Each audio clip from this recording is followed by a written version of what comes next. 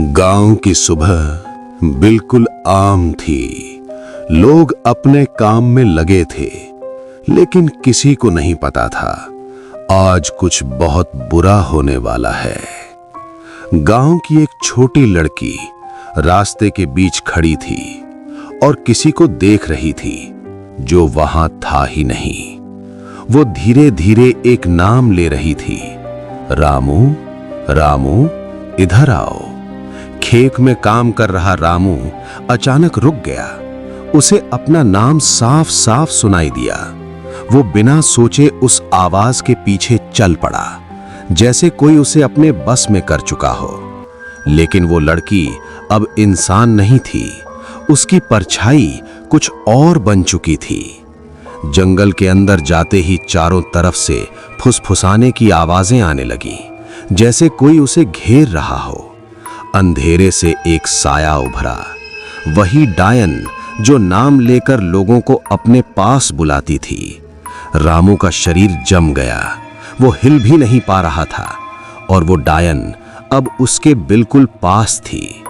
शाम तक रामू वापस नहीं लौटा और अब गांव वालों को यकीन हो गया वो डायन फिर लौट आई है।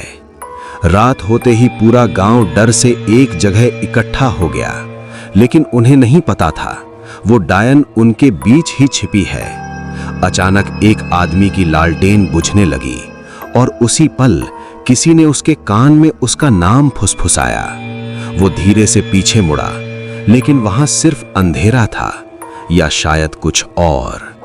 उसके ठीक पीछे वो खड़ी थी, बिना आवाज के। उसकी सांसें उसके कानों तक पहुंच रही थी। अचानक पूरा गांव अंधेरे में डूब गया और हर तरफ सिर्फ चीखें गूंजने लगी।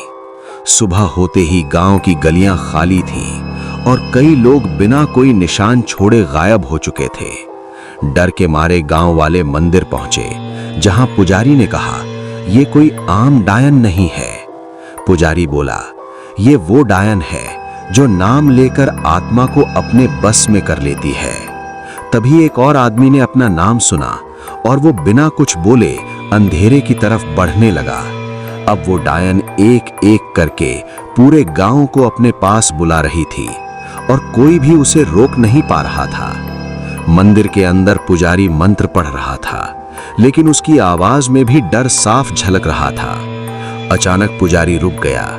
उसकी आंखें डर से फैल गईं, जैसे उसने कुछ भयानक देख लिया हो। मंदिर पर दरवाजा अपने आप खुल गया और अंधेरा अंदर घुसने लगा। वो आ चुकी थी मंदिर तक। अब कोई भी जगह सुरक्षित नहीं बची थी। उसने फिर एक नाम लिया और वो आदमी खुद ही उसके पास जाने लगा। लेकिन इस बार एक लड़का था जिसने अपने कान बंद कर लिए और चीखते हुए बोला, "मैं नहीं जाऊंगा।" उसकी बात सुनते ही डायन गुस्से में आ गई। उसकी आंखें और लाल हो गईं। तभी सबके सामने एक दृश्य उभरा, उसी लड़के का जो सालों पहले जंगल में कुछ उठा लाया था। वो कोई आम चीज नहीं थी, वो एक श्रापित चीज थी जिसमें उस डायन की आत्मा बंधी हुई थी। अब सबको सच पता चल चुका था, ये डायन उसी लड़के की वजह से वापस आई थी और अब वो उसे कभी नहीं छोड़ेगी। मंदिर के अंदर सब कुछ हिलने लगा और वो डायन अब पूरी ताकत से जाग चुकी थी। लड़का रो रहा था, लेकिन वो चीज उसके हाथ से छूट ही नहीं रही थी, जैसे वो उसे पकड़ कर रखी हुई हो। पुजारी ने पूरी ताकत से मंत्र पढ़ना शुरू किया, लेकिन इस बार कुछ भी असर नहीं हो रहा था। डायन जोर जोर से हंसने लगी। उसकी हंसी पूरे मंदिर में गूंज रही थी। वो चीखी, "तुम सब ने मुझे जिंदा जलाया था, अब तुम सब की बारी है।" गांव वालों को समझ आ गया, ये सब उनके पुराने पापों की सजा है, जिससे बचना अब मुश्किल था। लेकिन तभी वो लड़का खड़ा हुआ। उसकी आंखों में डर नहीं, हिम्मत थी। वो धीरे धीरे डायन की तरफ बढ़ा और बोला, "अगर गलती मेरी है तो सजा भी मुझे ही मिलेगी।" उसने वो श्रापित चीज आग में फेंक दी और उसी पल एक जोरदार धमाका हुआ। डायन दर्द से चीखने लगी और धीरे धीरे धुएं में बदलकर गायब हो गई।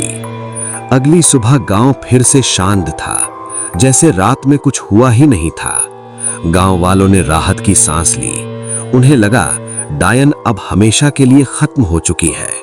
लेकिन वो लड़का अब भी चुप था। उसकी आंखों में कुछ अजीब सा डर बाकी था।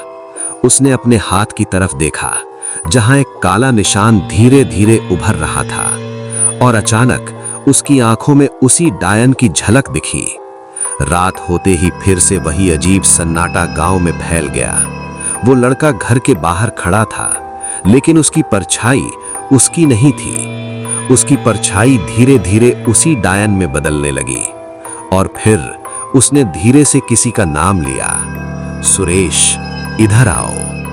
डायन कभी खत्म नहीं हुई थी, उसने बस अपना रूप बदल लिया था, और अब वो फिर से शुरू हो चुकी है।